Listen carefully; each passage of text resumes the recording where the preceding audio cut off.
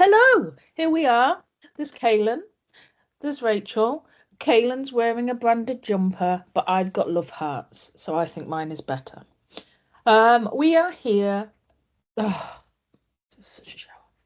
We are here in order to introduce something a little bit different. So, what we'd planned was for to talk about how the honeymoon period was coming to an end and all of those sorts of things, and we didn't really want to. So, what we've changed our mind and what we're going to look at is something that we're excited about because we're excited about it. And we're not excited about it, Ken, and we're excited We are about it. very excited about it. Okay. Caitlin, tell them what we're excited about. Tell them. We're excited because I think something that schools tell us very often is that it can be really hard to enable parent feedback. And from our national research, we see that's the case. Only 37% of parents are willing to fill in feedback surveys that schools provide. And it's quite challenging because I think parents tell us 52% say that they do not trust, they've got zero trust that schools are listening or will take action on feedback. But when the schools try and outreach that feedback, only 37% of parents are willing to respond to it. So it feels like a real locked horns moment, a kind of circle of challenge. So we at Parentkind, being Britain's biggest parent charity, and our program of parent-friendly schools, were like, how do we tackle this? How do we make sure we can reimagine and reinvent what happens in the middle? And we decided to go after those parent annual satisfaction surveys, those tick box exercises that many schools do, but often lack an exchange of value. They do well. What it you can imagine it from the parent's perspective, right? Oh, here we go, another form. I'll fill it in, and then nothing will happen on the other side of it. The pet school's just doing it because they have to, and it's the whole what's in it for me? What am I going to get out of this? And the hope is obviously what they're going to get out of it is a better school. But that's a and that takes a long time to evolve. So tell them No, why. it's true. I think, there's an additional challenge to that as well, which is if you've lost faith as a parent, if you've disengaged from your school, it's really hard to get that engagement back from the school's perspective. You can try lots of different techniques, but if fundamentally that disillusionment with your school through generational trauma, through, complaints that are spiking, through, just the parents sort of militarization of social media against the school. We see so much from our schools. But I think on the other side of it, if we think from a parent's perspective, every time a school gets in touch, it's often asking the parent to do something. We need you to attend a parents' evening. We need you to do this. We need you to buy a new uniform. We need to tell you about this trip you need to pay for. We need. And a lot of it is the school, without really realizing, I think places a lot of demands on the parent. And actually, those aren't really filtered through the lens of everything else that parent's going with. So that parent satisfaction survey is just one more thing on top of an overwhelmed parent. So what we have done, and the reason why Rachel and I are so excited, is we've just reimagined it. Those surveys that are out there, I think are quite dry as a market researcher myself. I think we are asking questions that serve us, but often they can be written in a biased way. Often they can be misanalyzed. Often they can be a tick box exercise, to Rachel's good point. So what we decided to do was to flip it on its head and say the annual parent satisfaction survey is not about the school, it's about the parent. How do we help the parent better understand themselves and how they can change their expectations of how they work with the school, as opposed to a survey that gives analysis of how the school should adjust to enact with the parent? So Rachel and I worked in a dungeon for a few weeks and looked across 60 years worth of research into parenting styles, all the brilliant methodologies and psychological testings that have been completed as to what kinds of parents are out there. And we know that often schools treat their parents like a big homogenous blob, slightly without trying to. We send one size fits all messaging. We do things that are convenient for a set of parents at a time that could suit them, but not necessarily thinking about everyone. But what if we were to look through a different lens, a kaleidoscope, and actually see that parents are different? They are totally different, not just demographically, but actually in their characteristics of how they parent, how they want to engage with their school, how they want to engage in their child's learning. What I like about it, about what we've done, and this is super crucial for me because we're doing that research. what it became apparent was that seeded within it, all of it, in fact, was this presumption that there was a right way to parent. There was one of the categories that the psychologists seemed to be preferencing over the others, both in the language they used, but in the way that they pushed it forward, and that felt really uncomfortable to me. Mm. So what we've done is we have removed that sense of judgment, really, the sense of presumption that there is a right way to do it. There is a myriad of different ways of doing it. An individual could sit in multiple categories in the same day. I mean, let's face it, the morning version of most parents is very different to the evening parent that shows up. So we changed the language so that no single word sat as better than another. And that felt really important to us. But more important was the idea that you could be a mix of those things, that you are a little bit of this and a little bit of that. And it's the unique mixture of all of those things that makes you an individual, not you are this type of parent, right? Absolutely. It changes not just based on time of day, but parents are different with different children. They're different with the same child at different stages of that child's development. Two parents in the same household might be totally different in their parenting styles with exactly the same child. Like part of this is a little bit of a maze, but I think what we've done is decode it.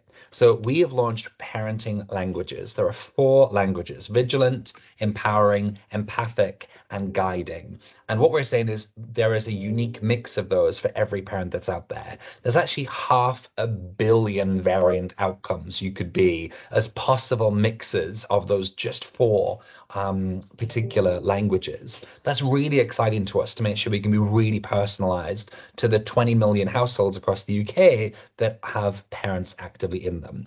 So what does this mean for the parent? Well, they go through a 10-minute survey. So it's not burdensome, it's really accessible, it's easy. Much more importantly, it's casual. So this isn't them completing a survey. This is them, for the school's benefit, this is them going through a journey of self-discovery in just 10 minutes. How can I answer questions about how I parent and in what context I would choose different ways in which I help my child? And then they get an immediate dashboard that's personalized entirely to them, a personalized video, and a 23-page personalized digital magazine, which they can, all of which is for them and their child, their unique mix of languages. And what that leads to is 25 different parenting styles. So this is the kind of parent that you are. And think kind of horoscope, Myers-Briggs, psychometric evaluation. It'll give you that, here's your strength, here's your growth, here's where you might want to think about how you parent and what you can do differently. And most excitingly for the parent is they then get a guide of, they can read, that's in a language that works for them, that speaks to them as a parent that we understand as to how they mix together those languages. So it feels really real. The school gets the output. So the school gets to see all of their parent communities through a new lens, because what we've done is effectively Trojan horsed your annual parent satisfaction survey into the back of something that gives the parent a benefit. So as Parent Kind partners with schools to bring a benefit to their parents, everyone wins. We get national research that we can advise the sector. The school gets unique insights to their parent community and how they can adapt to make sure they can re-engage the disengage. The parents get an action plan of what they can do differently to better work with their school. You see, the bit of that that got hidden was the genius bit of it, I think, which is take Ofsted's parent view questions, which we have. We've literally taken them and shoved them into our survey. But they are like camouflaged. They're in like a big old. If you imagine a forest, we are like a little bush that's scurrying through, camouflaged in the parenting language survey. So the parent gets this wonderful experience. They feel like they have been rewarded with something that's genuinely interesting and useful and guiding. They will find something within it that they'll take from it. They'll dismiss some of it, but that's the nature of it. That's all cool. We're happy with that. But what we have done within that is then given them opportunity to tell the school about the school using the Ofsted parent view questions, which is data that can be used in future inspections, right? Yes, I think that's the most exciting bit. We're serving like three different outcomes here. So, yes, you're collecting any parents that go through the parenting language survey on behalf of their school. The school can opt to share that data with future inspectors. And again, it fully aligns to Parent View. Parent View only gets 23% participation from schools across the UK. So it's not the most representative. So we want to really boost that up, and we partner with Ofsted to do that. Second is for schools that are working with us to accredit as a parent-friendly school, the school will tell us how well they think they're doing against our five drivers: ethos and behaviors, two-way communication, home-based learning, involvement in school life, and community partnerships. This survey helps parents say how well you're doing against those same five things. And we can really see where the gap is and how schools might think they're doing and how parents think they're doing against that. So we really complete the loop there too. The third is that we do your parent satisfaction survey and actually drive how not only what level of satisfaction they have, but where is the challenge? Is it with your empathic parents? Because actually, you're not doing enough of the touchy feely that they really need about their child's well being. And actually, they need you to communicate in ways that are less formal and more informal. How can we adapt and recognize when a parent has an empathic need that your teams can really meet? Or is it more about vigilant, where actually they're looking for more documented, formal, safety related content that helps them understand factually what's going on, particularly in how you address them from a process and logic point of view? We will help you go and work out where is the challenge of your satisfaction so you can take actions to make that difference. Because, and I think this for me is, in all seriousness, the most important part. Those parenting languages represent the core values that those parents bring to their parenting. And those things are often unquestionable and unchallengeable, and often not that well known by the person that holds them. It's just what triggers them. And that word trigger is overused now, but Mm. in this case, I think it's true. So if you are triggered by the safety of your child, there's nothing you can do about that. But if people talk to you in terms of safety about your child, you will be comforted a whole load more. If you are a person who's completely driven by your emotions and you live your emotions maybe sometimes a little bit too much and projecting them onto other people a little bit too much, I think I'm talking about myself, then you need things encapsulated in an emotional way that serves that inner core need that you've got. So it's not just about learning what your parents are saying, it's learning what different groups of your parents with different core values are saying. And that's what excites me the most because that's what drives relationships. And you would know. You completed that as your topic for your PhD thesis. I We've did. used 60 years worth of research to back this up to make sure it feels credible. Let's step into that science for a second, because I'm conscious that we're talking and this is much more of a visual thing to show. So, the four parent languages, vigilant, empathic, empowering, and guiding, effectively land on an axis. So, along the x axis, we have my elbow. Are they more parent-led in their decisions, or are they more child-led in their decisions? Think Montessori style approach. So when thinking about decisions, are they more parent-led or are they more child-led? And then on the y-axis, when we think about control, are they more direction focused in their actions of parenting, or are they more freedom focused in their actions of parenting? So right up over here in the top corner is vigilant. Right over here would be empowering. Right down here, empathic. Right down here, guiding. So whereas the top, vigilant would be parent-led and direction-focused. I set the rules, you obey those rules. That's how it goes. Guiding would be the complete opposite, which is absolutely go climb that tree. I am disinterested in stopping you from doing what you really want to, knowing you might learn a lesson in how you do so. Two totally different approaches to parenting that, as Rachel said, none of them are wrong. They're just the differences in how we parent, and that can alter. So we'll place your parents in that chart. Where have you got some key groups? We'll overlay lenses of demographics, deprivation, geographics, context in all sorts for you to see where are the real challenges across your parent communities. Now we're looking at them for how they parent, not just that they are a parent. And then again, we're equipping the parent to meet you at the table as a school.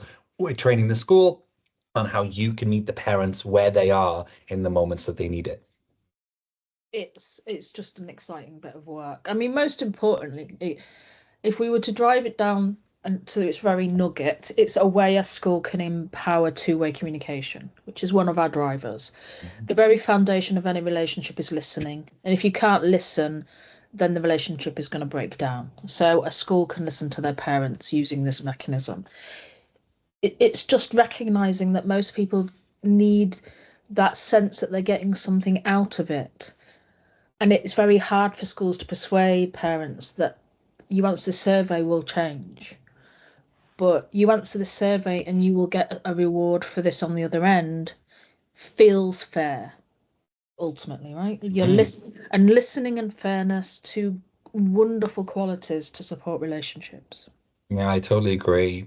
So we as a charity are making this free to all parents across the UK. So we are pushing this through our 13,000 PTAs across the UK. We have it celebrated in our media activity, and it's open on our website for any parent to engage with. They can get started on parent language to discover this.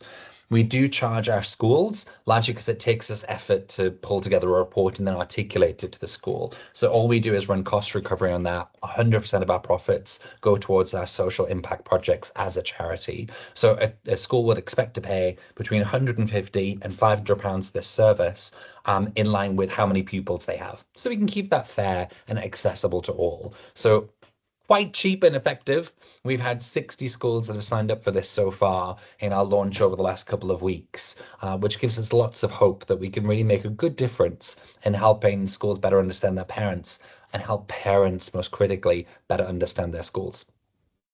Exciting. We're excited.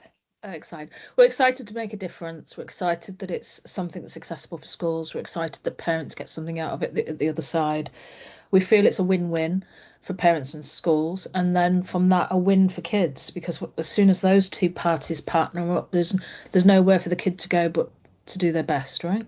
Very true. I think there's something interesting about this as well, in that many of our school team members, teachers, support staff, leaders are also parents. So there's such an interesting paradox in kind of delivering parent participation in my work capacity at my school, but also then going home to be a parent. And really, weirdly, from our research, but also anecdotally, we see that teachers, support staff, leaders of school, when they are acting as a parent for their child's school, often minimize themselves. They put themselves last because they know how hard it can be to engage with schools, and often they get less of a service. So there's a really weird, twisted part of me that's super excited to have school staff members in their parent capacity run through their parenting languages to better understand their own parenting and then contextualize that to understand parents that might be different from them in the classrooms that they're responsible for. So we're gonna have to give up our styles and our language. Mm. You were vigilant and fortifier, weren't you? You were some sort of direct dictator, director. I'm an ally. So when I wasn't testing the extremes of our programming system, I'm an ally. So I'm between vigilant and empowering, which means sometimes I can be really parent-led, sometimes I can be very child-led. I'm pretty much in the middle, but 100% of times I'm direction-led. I'm controlling. I am, analyzing the plan, building the logistics, overlaying weather and traffic maps. I'm absolutely creating the rules of engagement. Even if the child wants to go learn piano, I'm like, absolutely, that's great. That's your decision. This is how you're going to do it. Tuesdays, Thursday nights, we're going to go. I'm then got the full plan of how we're going to do that. So yeah, I'm definitely an ally parent. You see, I fall in between empowering and vigilant. At the same place. Yeah, but mine tends to be more along the line of I wanna give you the room to do it. Can't let go. My control freakery won't let me go. I think it's Mm. Navigator. Is Navigator right? Is Navigator right? Tracer is at the top, That's it. between, Tracer. yeah. So Tracer is one of our balanced uh, parent language styles. And we put balanced in because a lot of the time, actually, we get real chameleons as parents where they are so adaptive. Arguably, it's inconsistent, in that you're able to really like move across the real core of that chart that I showed you earlier on, right in the middle. So we've added that to make sure we can be even more inclusive for different parenting styles. I'm not sure. I think that's probably the first time I've ever been called balanced in any conversation. So I'm going to take it and we're going to end this conversation now. But just to let everyone know, next week we will be bringing in parents and teachers, and we will be talking about the tricky business of what happens when young people start to test the edges of our boundaries. So that will be next week. Thank you very much. Have a lovely week. Bye. Bye.